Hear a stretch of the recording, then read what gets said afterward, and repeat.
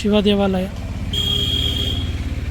ಪ್ರಸನ್ನ ವಿರೂಪಾಕ್ಷ ದೇವಾಲಯ, ಇಲ್ಲ ಅಂದರೆ ಶಿವನ ದೇವಾಲಯ.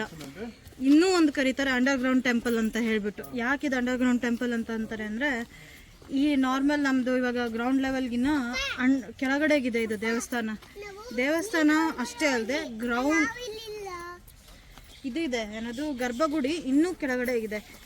ಅರ್ಧಕ್ಕರ್ಧ ಗರ್ಭಗುಡಿಯಲ್ಲಿರೋ ದೇವಸ್ಥಾನ ಗರ್ಭಗುಡಿ ಇದೆಲ್ಲನೂ 365 ಡೇಸೂ ಮುಳುಗಿರುತ್ತೆ ಅಂತಲೇ ಹೇಳೋದು ವಾಟರಿಂದ. ಇಲ್ಲಿವೆ ನೋಡಿ ಬನ್ನಿ. ಹಾಂ, ಇವಾಗ ನೋಡಿದ್ವಲ್ಲ, ಆವಾಗಲೇ ಹೇಳಿದ್ನಲ್ಲ ನಿಮಗೆ ಅಂಡರ್ಗ್ರೌಂಡ್ ಟೆಂಪಲ್ ಅಂತ ಹೇಳಿಬಿಟ್ಟು. ಇಲ್ಲಿ ನೋಡ್ಬೋದು ನೀವು ಎಷ್ಟು ನೀರು ಬಂದಿದೆ ಅಂತ. ಈ ನೀರು ಬಂದ್ಬಿಟ್ಟು ಆ್ಯಕ್ಚುಲಿ ಬ್ಯಾಕ್ ವಾಟರ್ ಇಲ್ಲ ನದಿದು ಒಂದು ಚಾನಲ್ ಈ ಕಡೆಗೆ ಬಿಟ್ಟಿದ್ದಾರೆ ಅಂತ ಆಗಿನ ಕಾಲದಿಂದನೂ.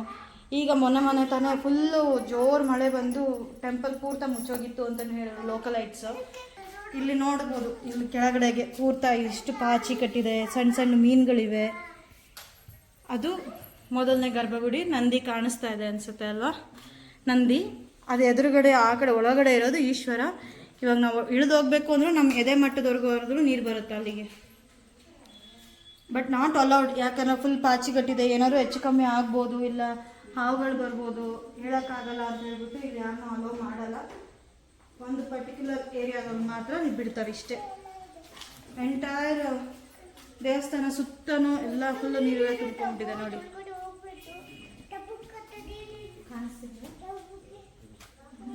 ಇದು ಪಾಕಶಾಲೆ ಅಂತಾರೆ, ಅಂದರೆ ಲಡ್ಡು ರೂಮ್ ಅಂತ ಹೇಳಿದ್ರು ಇವಾಗೊಬ್ರು. ಇಲ್ಲಿ ಲಡ್ಡುಗಳು ಮಾಡ್ತಾ ಇದ್ರು ರೂಮ್ ಅದ್ರ ಪಕ್ಕ ಆ ಕಡೆ ಮಾತಾ ಪಿತಾ ಕೋಣೆ ಅಂತ ಹೇಳಿದ್ರು. ಅದು ಬ್ಯಾಕ್ ಸೈಡ್ ಇದು. ಆ ಕಡೆಗೆ ಇನ್ನೊಂದು ನಾವು ಅಲ್ಲಿ ದೇವಸ್ಥಾನದ ಬಲಗಡೆ ತೋರಿಸಿದ್ವಲ್ಲ, ಅದು ಡೈನಿಂಗ್ ಏರಿಯಾ ನೋಡಿ. ಆ ಕಡೆ ಏನೋ ಈ ಕಡೆ ಕಾಣಿಸುತ್ತೆ ನೋಡಿ. ಲಡ್ಡು ಮಾಡ್ತಾ ಇದ್ರು ನೋಡಿ. ಆ ದೇವಸ್ಥಾನದ ಇದು ಕಲ್ಯಾಣ ಮಂಟಪ ಅಂತ ಹೇಳಿ ಆಗಿನ ಟೈಮಿಂದು. ಇವಾಗೆಲ್ಲರೂ ಕಲ್ಯಾಣ ಮಂಟಪಗಳನ್ನ ಕೃತಕವಾಗಿ ಡೆಕೋರೇಷನ್ ಮಾಡಿಸ್ತಾರೆ. ಬಟ್ ಅವಾಗಿನ ರಾಜ ನೋಡಿ ಆವಾಗಲೇ ಕಲ್ಲಲ್ಲಿ ರೆಡಿ ಮಾಡಿ ಇಟ್ಬಿಟ್ಟಿದ್ದಾನೆ. ಇಲ್ಲೇ ಮೇಯ್ನಾಗಿ ಅವ್ರ ಮನೆತನದ ಯಾವುದೇ ಕಲ್ಯಾಣಗಳು ಏನೇ ನಡೆದ್ರು ಅವೆಲ್ಲ ಇಲ್ಲಿಗೆ ನಡೆಸ್ತಾ ಇತ್ತು. ಇಲ್ಲಿ ಎಂಟೈರ್ ಡೀಟೇಲಿಂಗು ಅವರು ಒಂದು ಸ್ವಲ್ಪ ಕಂಬಗಳಲ್ಲಿ ಮದುವೆ ಹೇಗೆ ನಡೀತಾ ಇತ್ತು ಅನ್ನೋದನ್ನು ತೋರಿಸಿದ್ದಾರೆ. ಅವರು ಒಂದೊಂದು ಕಂಬಗಳಲ್ಲಿ ಅವ್ರದ್ದು ಲಾಂಛನೂ ಇದೆ, ಅವ್ರದ್ದು ಸಿಂಹ ಲಾಂಛನೂ ಇಲ್ಲೇ ಇದೆ. ಆಮೇಲೆ ಗಾಯತ್ರಿ ದೇವಿ ಒಂದಿದೆ ಅಲ್ಲಿ ಮೇಲ್ಗಡೆ ಟಾಪ್ ವ್ಯೂ ಮಾತ್ರನೂ ಅದೇನೆ ಸೇಮ್. ಒಳಗಡೆ ಹೋದ್ರೆ ಇನ್ವರ್ಟೆಡ್ ಲೋಟಸ್ ಬಡ್.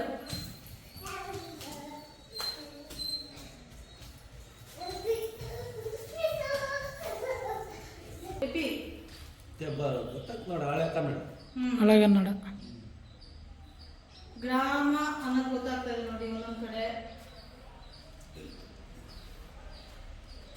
ಆ ಲಿಪಿ ಬಂದು ಇದ್ರದ್ದು ಕನ್ನಡ ಮತ್ತು ತೆಲುಗು ಅವಾಗಿನ್ನೂ ರಿನೋವೇಟ್ ಆಗ್ತಾ ಇತ್ತು. ತೆಲುಗು ಅಕ್ಷರ ಯಾವುದು, ಆ ಕನ್ನಡ ಅಕ್ಷರ ಯಾವುದು ಅಂತ ಆ ಟೈಮಲ್ಲಿ ಮಾಡಿರೋಂಥ ಲಿಪಿ ಇದು.